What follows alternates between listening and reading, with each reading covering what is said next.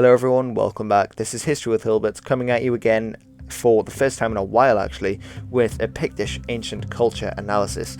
And I'm finally going to be coming back to this series and making a few more videos about the Picts. So I think I haven't really covered much actual history with the Picts. I've done a lot of cultural things, a few specific topics, and I plan to do a few more specific topics.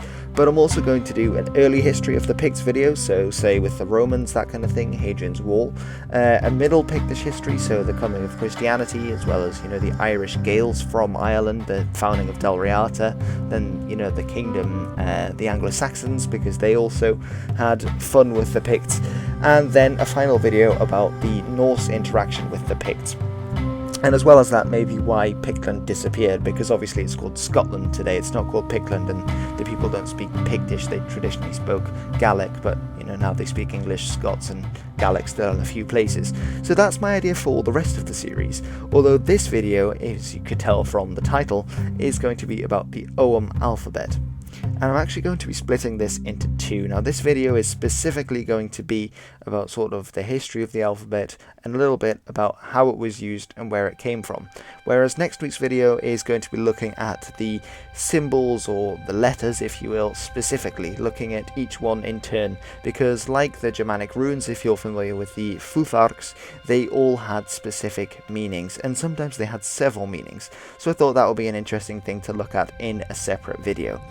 Now I hope you can sit back and enjoy this video about the Ogham alphabet.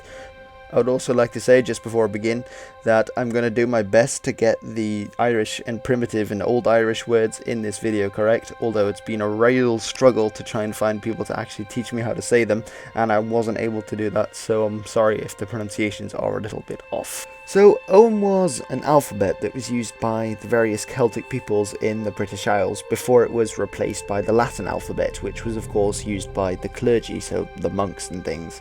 Now Ogham looks very different to our alphabet, and it actually specifically refers to the forms of the letters, whereas the alphabet itself is collectively known as the Beith Lewis Nin. Inscriptions of this type have been found throughout Western Britain, and this area of Western Britain is the area we now associate with the people we call the Celts, although the vast majority of Ogham inscriptions we find were found in Southern Ireland. Because this is my video in the Ancient Cultural Analysis series of the Pictish people of Scotland, I'm going to try to orientate this video around them as much as is possible, and to obviously put Ogham into a broader context of Pictish society. Another thing to point out is that in this video, as I said before, I'm not going to go into all the different ciphers of the alphabet. That'll be the topic of another video, and when that's uploaded I will put a link to that in the description here so that you can find it. In this one I'm going to be looking at how Ogham developed and how it ever came to be used by the Picts in the first place, and also why. Because the Picts didn't use their alphabet in the same way that we use ours in the 21st century. Instead, they used it a bit more like the Scandinavian cultures did with their runes, if you're familiar with that, and most inscriptions are of personal names rather than, we use it today for pretty much anything, for, telling stories or storing information or Snapchatting your mad gains at the gym. So the etymology of the word Ogham is unknown, although it's been suggested that it comes from the Irish compound O-Uaim, and I have no idea if that's pronounced correctly. Please, Irish speakers, comment below how to pronounce this so that I might be able to improve before the next video. And this Ogham, which it translates to point seam, hinting towards the way in which the Ogham ciphers were drawn. And it's likely that early inscriptions were made with sharp weapons, which could explain the name, the point part of this compound, because if you're using the point for it and you've got, the little seams, then it's like the letters being made with the point of the weapon. Now, Ogham went through various stages.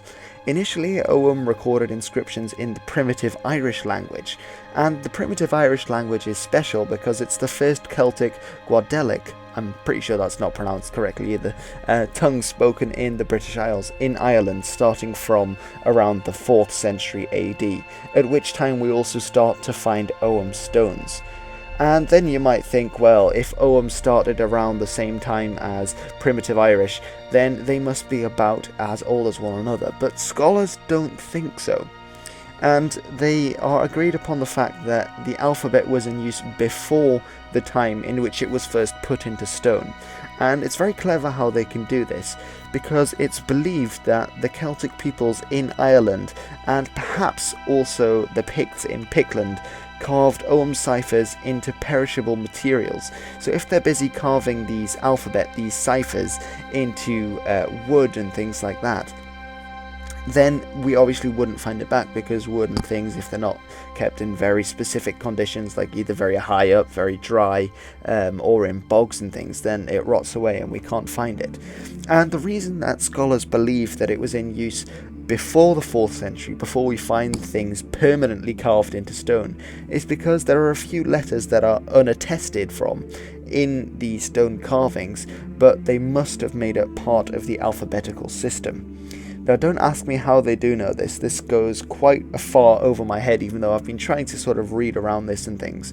But it's really quite interesting if you are interested in this, and I can leave a few links down below in the descriptions for some of my sources, because there is a lot of interesting reading around Ogham.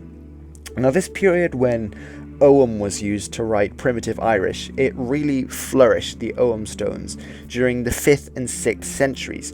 And this is when we find Ogham stones on both sides of the Irish Sea.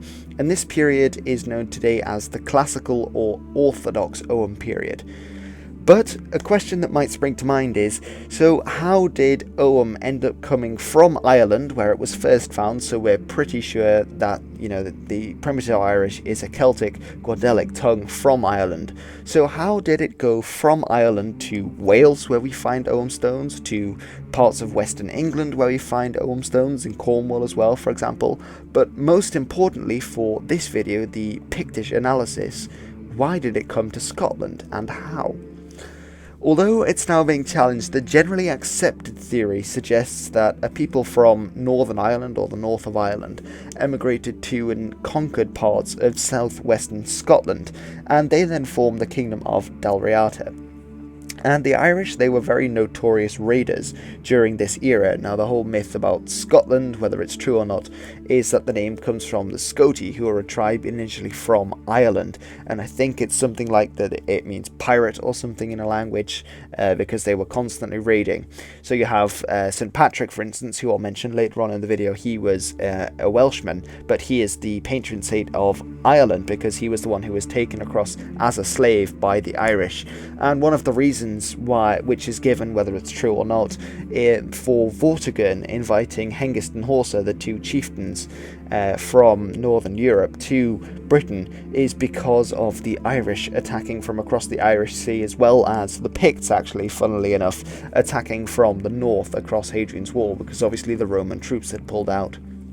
But anyway, sidetracking complete, the Irish were very notorious raiders, and it's thought that the Irish, through conquest or Gallicization, facilitated the spread of Ogham inscriptions to the Isle of Man, where I think they still speak Manx on the Isle of Man, which is an old Gaelic tongue, Wales and Western England. So these are all traditional, I say quote-unquote, Celtic regions in the British Isles.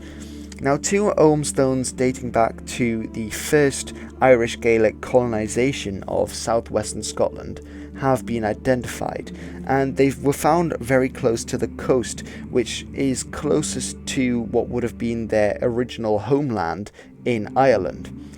But what of the Picts then? Far more Ogham stones have been found in Pictland, and their location suggests that they were not in fact introduced by the Dalriatans from Ireland. A cluster of Ogham stones have been identified around the area of the Dee, which is, I'm not sure if you know the place Dundee in Scotland, it's on the Dee, Dundee. I think Dun, I'm not quite sure what it means, but you see it quite a lot in Gaelic place names. So for example, Dun-Ad was also an important place in sort of Dark Ages Scotland. And then Dee obviously is the river, so it would be the Dun part and then on the Dee. But if you know where Dundee is, around there you can see a cluster of these Ogham stones that were found, and this would have been in the Pictish, one of the Pictish kingdoms in quote-unquote Pictland, although remember it likely wasn't a strong, firm sort of kingdom with a centralized power. It was mostly just tribal people. A lot of the time in the Dark Ages we put a label on something. So for example, Pictland, that's a good example. Frisia as well. It's more so that outsiders would class that as being one entity, but when you're inside, you're not a Pict, you're from this clan and you're from this region and you live beside this river and they live beside another river. And even though a Gael might call you both Picts, you're not both Picts because I'm from this clan, he's from that clan, and you know, he killed my brother. And you know, it's very complicated in the Dark Ages. It's not like today where I can say, you know, I'm a Dutchman, that guy there's a Belgian, that's why I'm better than him. Just joking. But it's quite complicated when it gets down to things like that. But anyway, a cluster of these Ogham stones is also found inland from Aberdeen, which is far more to the north from Dundee, and there are also several sites to the northeast of Inverness and on the islands of Shetland and Orkney. And all of these sites, what might strike you if you think that they first came from Ireland, is that they are not close at all to the Pictish border with Dalriata, which is this Irish kingdom, this Irish enclave in Scotland. And no Ogham stones have been found in the Highlands and the Western Isles, although it is believed that the script was in use there, as there are some portable objects with Ogham inscriptions which have been recovered from both North and South Uist. Or is it Uist? I think it's pronounced Uist. And these are two islands in the Western Isles, although these could obviously have been transported from areas in Pictland where they did where they did write things in Ogham. Now, the writings in Ogham from Pictland differ from the few found in Scottish Dalriata because the personal names they have on them, they are obviously Pictish rather than Guadelic Irish ones. And in my previous video about the language, culture and lifestyle of the Picts, I discussed the Pictish language and mentioned the fact that most scholars believe it to have been a Brythonic Celtic one, so one related to modern Welsh and Cornish, and a belief which has its evidence attested by the personal names found on Pictish Ogham stones, which appear to resemble Brythonic names. So if the names look like each other, it's likely the languages are related. So if, I don't know, another example could be Irish names. You have MacDonald is both a Scottish name and an Irish name, so it's likely that there is some connection there, and from history we know there definitely is a connection there, with, again, thanks to the Gaels, the Dalriatans, who brought these names across, but more on the Mac surname later. Now, understanding the meaning of the inscriptions is a difficult task at hand, and unlike reading a newspaper today, Ogham inscribers nearly always wrote in abbreviations, so a bit like text speak, I imagine.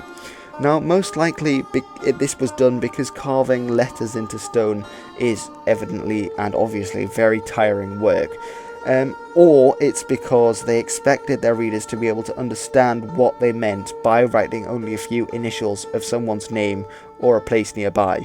So if I can give an example from my own life, I live in Northumberland, so if we're referring to Newcastle, which is the biggest city in the area, we'll say Toon, because, you know, I know, my mate knows, when I say Toon, I mean Newcastle. But if I'm talking to a family member from the Netherlands, say someone living in Rotterdam, and I say, I'm going to Toon, they wouldn't know what I meant. So I'd have to say Newcastle, you know, very properly. And it's the same with these Pictish guys. If everyone knew that if you wrote, let's say D, an R and an M, that you meant Dermot, then why would you carve out this whole word Dermot in all of these letters when you're carving into stone, when if you can just write DRM, everyone knows, oh, it's Dermot. So that's why I said it's a little bit like text speak, because if you write OMG, MLG, then everyone knows you mean, oh my god, Major League Gaming. But if then you don't need to write out the whole thing, that's the whole point with it. And today it's just because, well, we're not carving stuff into stone, we're just lazy. But back in Pictish times, that's what it would have been. But obviously, if we're trying to look back now and trying to find out what they meant, we obviously have no idea. It's just like if I tried to explain to a Kenyan Maasai warrior and just wrote MLG, he would have no idea what I was on about, because, well, we're just that far apart. And it's the same with time, obviously. the Picts would have written something down in an abbreviation, and they would have most likely, if the people reading it would have known, oh, that means this. But we don't know that today, which makes it really quite difficult to find out what these Ogham inscriptions actually meant. And one of these abbreviations or these words that often appears on Pictish Ogham stones is some form of the word Maki. However, this is a problem for those trying to uncover the language of the Picts, because in actual fact, Maki isn't Pictish at all. In fact, it's the primitive Irish word for son of, and its modern Gaelic descendant is found in many Scottish surnames today, such as MacDonald, MacLeod and MacLachlan. Perhaps then the inscriptions themselves were written in the Gaelic language, Old Irish, although the names concerned would be Pictish, which might seem quite strange to us, which leaves us with a lot of interesting questions that might need answering. Now, on the face of things, it would appear that the rules and customs of where one would carve their Ogham inscriptions into the rock were fairly lax. Some chose to inscribe them into the edge of the rock, whilst others preferred to carve a long line across the face of the rock to use as a stem for their characters. And I'll show you some examples of what I'm trying to explain here, because it is quite hard to explain actually the different types of Ogham inscription. However, these types have been studied fairly closely by scholars who coined the first example as type 1 and the second as type 2. And they found that while most or all Ogham inscriptions outside Pictland were type 1, rock edge carved, all bar 2 Ogham inscriptions within the land of the Picts were type 2. So that means that type 1 is a lot more popular outside of Pictland, whereas type 2 is the one that's favoured in Pictland. And it's thought that the reason for this is that the type 1 inscriptions were made at an earlier date than type 2, which also contain a set of letters or extra letters called the forfeder, which I will discuss in more detail in my next video on Ogham. Now, a possible explanation for this is the state of Ogham in the place of its origin, back home in Ireland. Now, legend had it that the Irish slave traders brought a young Welsh boy back with them, who later started the long process of converting their people after returning back to the island, even though he became free. Now, of course, I'm talking about St. Patrick, and it's now thought that Christianity had started to take root in some parts of Ireland long before St. Patrick, but that's just the traditional folk story of how it came there. And perhaps it started to spread because of other slaves from Romanized Britain or Gaul who could preach the gospel if they bought their freedom, or they had tolerant masters who might be interested. I'm not sure if you've seen Vikings, but perhaps if you've got a curious guy like Ragnar, then he would allow the people to preach and things, and that's how Christianity got around. And remember, the Irish, as I said previously, they were very famous for raiding, and they took many slaves. And later on, of course, Dublin would become a famous slave market under the Norse rule in Dublin, but even before that, the Irish took many slaves, and that's already how they brought Christianity into their backyard, because, well, if you're going to Gaul to collect slaves, they're going to be Christian, because Gaul was Roman. If you're going to the rest of Britain, so not Scotland or Pictland back then, if you were going to what is now England and Wales, then the people would also be Christian, because they were Romans, they were Romano-British. And in the 100 years between 500 and 600 AD, the primitive Irish language experienced a series of drastic and rapid changes, and it changed so much so that in a century's time it became known as Old Irish.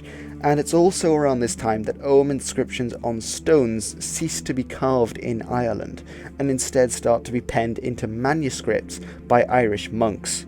Although soon Ogham is completely replaced by the new Latin alphabet, because Irish monks would then write in Latin letters rather than Ogham. Although it is interesting to see that some of the later type 2 then, because they were made at a later date, of these Ogham inscriptions, that they have features or letters on them that we think have been inspired by manuscript written Ogham. So writing down in a manuscript this Ogham that then later influenced Ogham stone writing. And the alphabet that was used between the classical Ogham period, when it was written on stone, and the time when Ogham ceased to be used in Ireland, which was in the 9th century, became known as Scholastic Ogham. And it's also been estimated that it was at this time that Ogham was introduced into Pictland.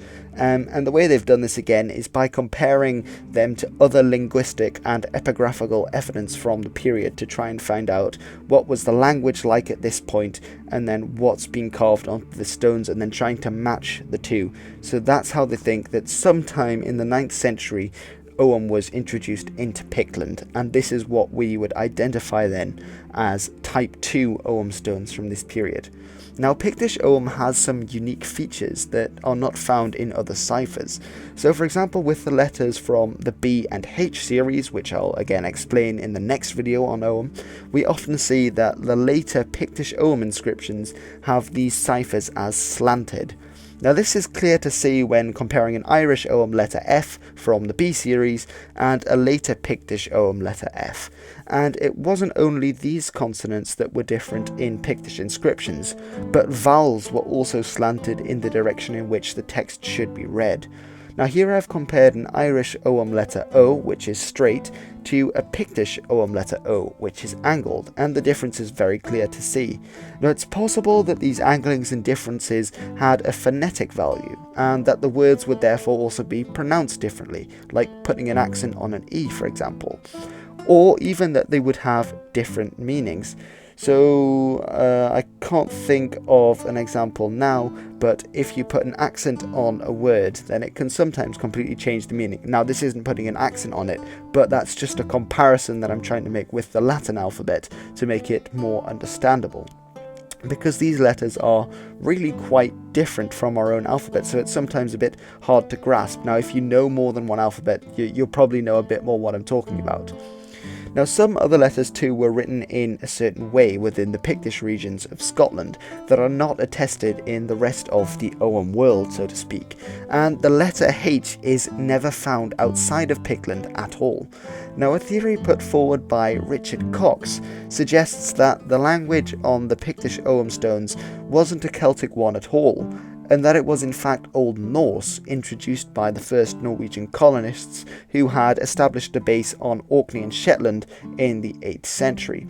And it's believed that from this base on, I think, Orkney, that they would cross over from Norway to Orkney, and that they then went down to Lindisfarne and then raided around Scotland, the north coast of Ireland and things like that, so that these first Viking raids would have been conducted from, say, a base on Orkney.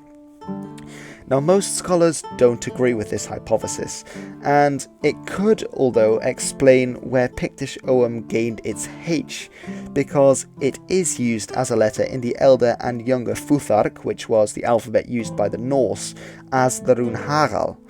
And in a similar vein, the letter Z is not found in the primitive Irish language that first spawned the Ogham script, but it is attested in the Elder Futhark as the rune Algiz. However, this rune had disappeared from use in the Younger Futhark, which was the one used by the Norwegians at the time of their colonising Orkney and Shetland. And the letter U is also not found in primitive Irish, and it also, significantly, wasn't used in Latin either, suggesting that the Futhark scripts might have influenced Pictish Ogham inscription and characters after all. Now again, I'm not putting my weight behind this theory, I'm just mentioning it because I think it's an interesting one to keep in mind. Now personally, I don't think that the language on the Ogham inscriptions is Old Norse, although you do find very interesting inscriptions where you have an Ogham inscription and then a runic inscription right next to it. I'll see if I can find a picture of that one for you. But I feel like I need to mention different theories because it's also broadening sort of the ideas that have been had about the history that I'm talking about. So please don't comment, oh, that's absolute rubbish, history with Hilbert, conspiracy theory now. I'm just mentioning the theory is all. Now, the Latin alphabet slowly took over the place of Ogham in both Pictland, which later became Scotland, and Ireland, as the role of the church and centralised authority increased. The Latin alphabet was handier to use, the churchmen knew how to do it, and the thing with Ogham as well was, by the time it came into Pictland, it was going out of fashion in Ireland. It wasn't used in England really, it wasn't being used in Wales particularly much, and they were the only ones who used it. So you've got to start thinking as well, if you're just writing on a memorial stone like, try and think of a Pictish name, Druam, son of Droad, lives here, then that's fine, the Picts can read it, but what are you going to do outside of there? And it's all fine when it's a regional economy, when it's just, there's not much interaction between different peoples, but of course you've got to imagine the 9th century.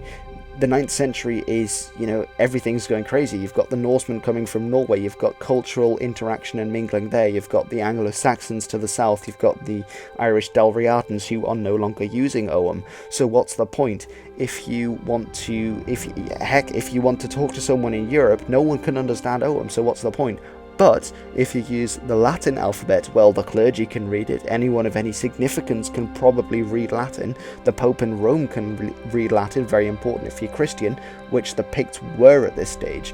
So that's sort of why Ogham died out, or why Latin sort of replaced it as the main alphabet, why we don't see it. And it's sort of the same thing with runes in Scandinavia.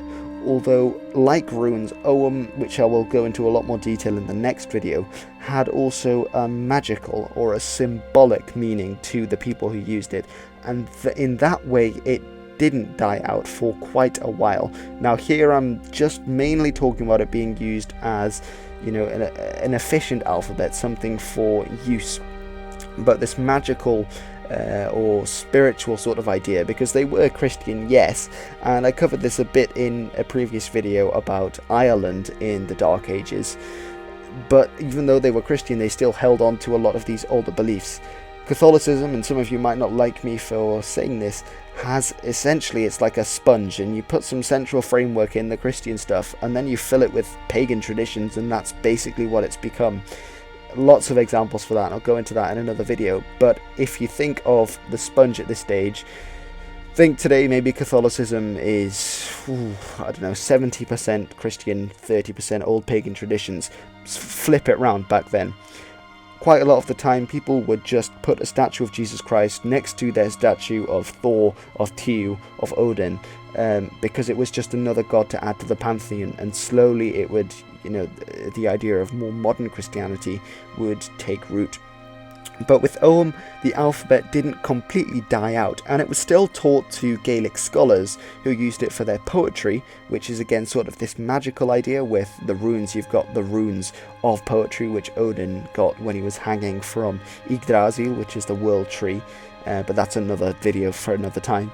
And they were still taught to Gaelic speakers when they were trying to learn the Latin alphabet, so they would use the names of the old Ogham script when they were trying to teach Gaelic speakers the new Latin alphabet, which is very interesting because it shows that it was still very much in circulation and people still very much knew how to use it, even if they did it less. Now perhaps in the future it'll be somewhat revived, like the Scandinavian and Germanic runes are being a bit more revived now. You're seeing it quite a lot of the time around and about. Alright everyone, so I realised this video might have been a bit rambly. I mean, in the last videos I have been going a bit off topic, or not off topic, but more on tangents, because I think it's interesting, and a few people have asked me to do a podcast. I realise this is a video and not a podcast, but it's a bit more podcasty, it's a bit less formal, going more sort of with my own flow, sort of talking about what's coming in, because I think, these extra bits of information might be interesting to you, because I have a lot of people saying on the Anglo-Saxon History Visualised that they would like me to have more information, they would like them to be longer. But with those videos, I really want to introduce some people to the topic. I really want to help some people understand a bit of the basic history, and then obviously I'm going to make loads of videos around it. So I know it might seem like I've just brushed over the Great Heathen Army in one short 10-minute video, but I have loads planned on that, so don't worry, I'm going to make individual stuff, but I don't want to leave anyone behind. I want people to be able to follow through my videos and understand what I'm saying. I don't want to whiz off ahead, because I know I have some very learned, heck, way more learned than I, who watch my videos, and I'm incredibly honoured that everyone watches my videos. But I also know that I'll have people who might not know so much about it and who might be interested and want to learn more, and I don't want to leave them behind.